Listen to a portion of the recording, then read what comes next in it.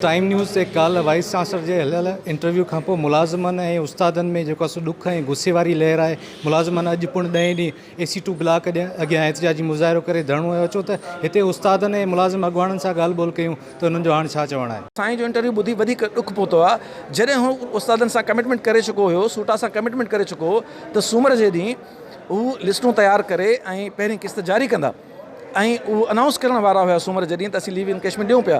ओचितो अहिड़ो कहिड़ी हुननि खे हिदायत मिली, कहिड़ो लेटर आयो, कहिड़े आख़िरकार मतिलबु उन्हनि सां ॻाल्हायो ताक़तवर माण्हूअ जो ओचितो पंहिंजे उन वाइदे तां फिरी विया। इसी साहब जो बयानु काफ़ी मुतज़ाद आहे ऐं हू हिकु वक़्तु ॿ ॻाल्हियूं करे थो। हिकिड़ी ॻाल्हि इहो थो करे त सिंध गवर्नमेंट जो चवणु आहे त लीव इनकेशमेंट न ॾियो ऐं असां वटि पैसा बि न आहिनि। ॿिए तरफ़ हू चवे थो त जेकॾहिं ॿियूं यूनिवर्सिटियूं ॾींदियूं त असीं बि ॾींदासीं, त जॾहिं ॿियूं यूनिवर्सिटियूं ॾींदियूं त पोइ वीसी सां पैसा किथां आणींदो।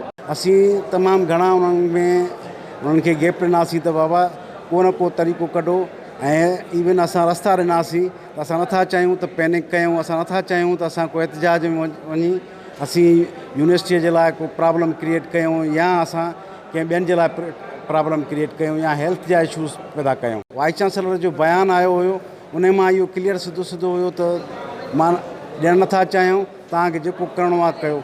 एहतिजाज असांजो अज़ली हक़ आहे ऐं हींअर असीं एहतिजाज में वेठा आहियूं। असां एहतिजाज जेका शुरू करिणो आहे, जेसि ताईं असांखे लीव इनकेशमेंट न ॾिनी वेंदी असीं एहतिजाज कंदा रहंदासीं। टाइम न्यूज़ ते जेको साईं इंटरव्यू ॾिनो आहे या जेका उते ॻाल्हायो आहे उहो सरासर हिकिड़ो ग़लति बयानी खां साईं कमु वरितो आहे ऐं उन में का बि दुरुस्तगी न हुई। असां कंहिंजो बि कब्ज़ा माफ़िया सां असांजो को बि वास्तो कोन्हे। असां पंहिंजो कमकार कंदा आहियूं ऐं उन खां पोइ असांजो हीउ जेको लीव इनकेशमेंट जो मसइलो आहे जाइज़ मसइलो आहे, सिंडिकेट मां पास थियल आहे, क़ानूनी मसइलो आहे ऐं उहो साईं पाण त मसइलो हल नथो करे पर अञा बि ॿियनि यूनिवर्सिटियुनि जे वाइस चांसलर खे झले छॾियो आहे। हाणे जेकॾहिं मिसाल ॻाल्हि सिंध यूनिवर्सिटी जो मसइलो हल न थींदो त उन सां गॾु सिंध जूं 19 यूनिवर्सिटियूं ॿिए आहिनि, माना उन्हनि जे मुलाज़िमनि खे बि उतां जी लीव इनकेशमेंट कोन मिलंदी।